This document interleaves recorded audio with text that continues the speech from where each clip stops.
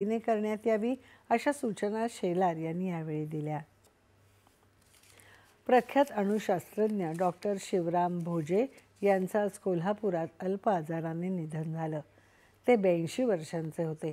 त्यांच्या संशोधन आणि विकासातील योगदानाबद्दल भारत सरकारने त्यांना पद्मश्री पुरस्कार देऊन सन्मानित केलं होतं। राष्ट्रीय आणि आंतरराष्ट्रीय पातळीवर त्यांचा विविध पुरस्कारांनी गौरव झाला होता। डॉक्टर भोजे हे मूळचे कागल तालुक्यातील कसबा सांगाव इथले होते। गेली अनेक वर्ष ते कोल्हापुरात स्थायिक होते। डॉक्टर भोजे 40 वर्ष वेगवान ब्रीडर अणुभट्टी तंत्रज्ञानाच्या क्षेत्रात सक्रिय होते।